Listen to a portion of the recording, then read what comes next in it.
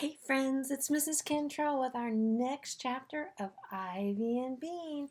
In the last chapter, Ivy called Bean over to her house so that she could hide there because Bean was going to be in big trouble with her sister Nancy.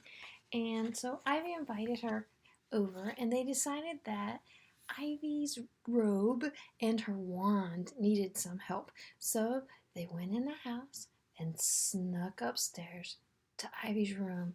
Can you read what it says? Beware on the door. And then once they were inside, Bean got to see Ivy's room. And in her room, you can see she has it divided into different areas of the room. She has this cool art area, then her bed. She even has a little reading area. And over here is her dressing area. And then she has a separate section for her dolls. All kinds of dolls. And they're all looking at this one thing right here in the center. It's a mummy doll. And so they decide that they might need to make a place that's a laboratory since Ivy says she wants to be a witch. And that can be where she concocts her potions. And at the end of the chapter, they decorate Ivy's robe and make it look a lot better. So the next chapter that we're coming up on is Easy Peasy. So let's see what's easy peasy in this new section. Now they were ready to begin. Ivy went to the bedroom section of her room and pulled a cardboard box out from under her bed. Then she looked at Bean. "This part is really secret," she said. "I promise I won't tell anyone," said Bean. Ivy opened the box and took out a square thing wrapped in pink silky cloth. If you look real close, it's right here. Imagine that that's pink silky cloth. Oh, and look, Ivy's head is still wrapped in the scarf. It was her spell book. Bean thought that a spell book would be mysterious looking with a magic sign on the cover or something, but this spell book was plain black. It was old though. Ivy said it was almost 100 years old. The pages were yellowish. "Where'd you get it?" Bean whispered. "My aunt gave it to me," Ivy said. "Is she one?" said Bean. "She says she isn't," said Ivy, "but I'm not so sure." Ivy flipped through the book for the dancing spell. She read it to herself and then she whispered it, but so low that Bean couldn't hear. Bean didn't mind. Everyone knew that witches' spells were private. After a few minutes, Ivy said, "Got it. It's a pretty easy spell. The only thing we need is worms." Luckily, there were lots of worms in Bean's backyard. Tons! But now they were going to have to sneak in the bean jar and dig them up without Nancy seeing. But also, luckily, Bean knew how to get into her yard by going through the other backyards on Pancake Court. Remember she talked about that earlier? How that the big kids let her play with them because she knew how to get to all the different backyards without ever touching the grass? Let's see how she does it.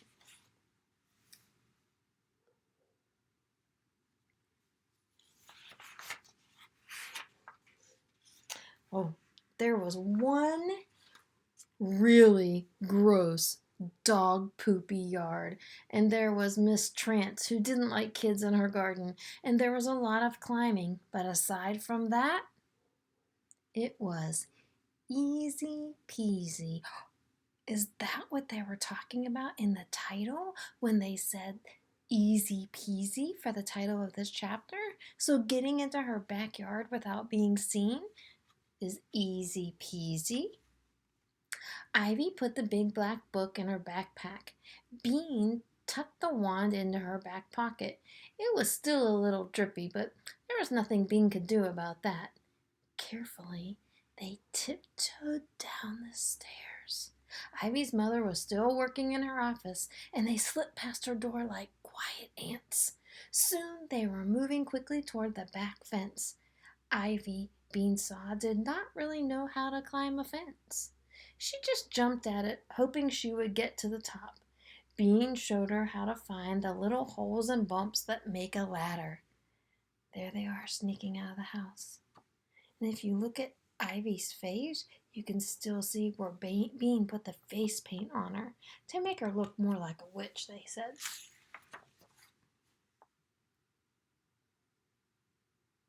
Can you see all the houses?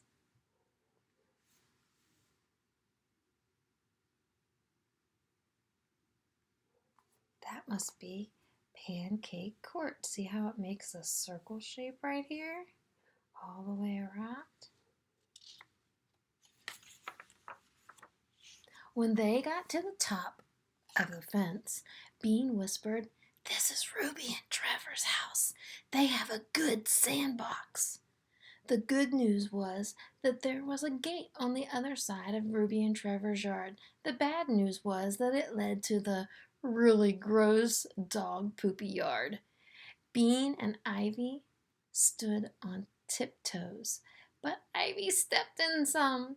Fester the dog, whose poop it was, came out to sniff them. He was a nice dog, and he seemed sorry that his yard was so disgusting. The next fence was low and easy, except that the wand fell out of Bean's pocket, and she had to go back and get it. Then came Jake the teenager's house. There was loud music with lots of bad words in it coming from the garage. There was no way Jake the teenager was ever going to hear them walking through his backyard. Mrs. Trance was next. Getting into her yard was no problem. Ivy and Bean climbed over the stone wall and dropped onto her lawn. Everything in Mrs. Trance's yard was perfectly neat. Her tulips were lined up in rows. Her apple tree was tied so its branches grew flat. Her bird bath had no birds in it. "If Mrs. Trance sees us, she's going to be really mad," said Bean. Bean knew this garden. It was very long, and there was no way to go around it. "Is she going to throw rocks at us?" asked Ivy. She looked a little scared. "No, she just talks, but it's worse than throwing rocks." Bean sighed. "Maybe she's not at home." But Mrs. Trance was at home. They were halfway across her perfect yard when she came outside. She stood on her patio and glared at them. "Bernice," she said in a high voice, "come here." Bean took a few steps towards the patio. "Closer, please, Bernice. It seems like we need to have another one of our little talks." Ivy came and stood beside Bean next to the patio. "Who are you?" asked Mrs. Trance, frowning at Ivy's white witch face. "My name is Ivy," said Ivy. "Well, Ivy, children are not allowed in my garden. Maybe you can teach your friend Bernice that." Mrs. Trance gave a short, dry laugh. "Because Bernice does not seem to be able to remember it by herself. Do you, Bernice?" "I remember, Miss Trance, but it was just sort of an emergency," said Bean. I'm sorry." Usually, when you say you're sorry, people say something nice back to you. Not Mrs. Trance. She said, "I don't think you're sorry, Bernice. If you were sorry, you wouldn't keep coming into my garden when I've asked you not to.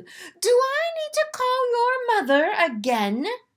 She smiled in an unfriendly way. Bean heard Ivy sucking in her breath.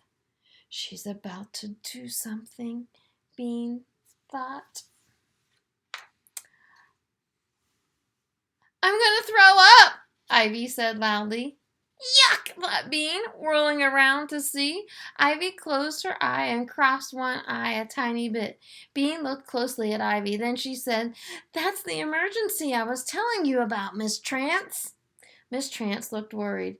Ivy burped. It sounded horrible. Miss Trance jumped back. Go! Go home! Run! That's what we were trying to do, Miss Trance, said Bean sweetly. She was having a good time watching Mrs. Trance's face. Go! Now! Yelled Mrs. Trance. Ivy gagged. Mrs. Trance ran inside her house and looked at them through a window. She waggled her hand to shoo them away. We'll be going now, Miss Trance, called Bean.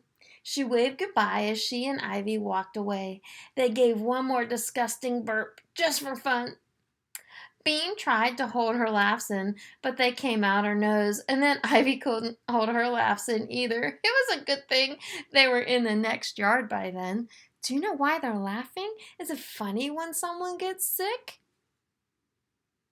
It was really easy peasy after that. They went across Kalyu's yard. Kalyu was in her high chair at the kitchen window. She waved her spoon at Bean. Bean waved back and then put her finger to her lips.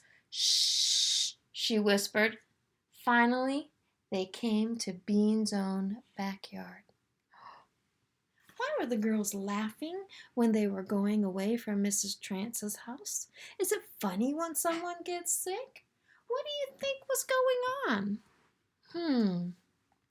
Well, think about it for a while, because we can always make predictions about what we think is happening in a story. You know what I think? I think that Ivy made that up. She was just helping them get away from Mrs. Trance without getting in trouble. And most people don't like it when you throw up. And so Mrs. Trance was more than happy for them to get out of her yard. In fact, remember, it said she shooed them on their way. She wanted them to leave. So the next yard's the next yard's Bean's yard, not Ivy's. And the title of this chapter is Bean's Backyard. I'm not going to show you the picture because I want you to think about what happens when they get to Bean's yard.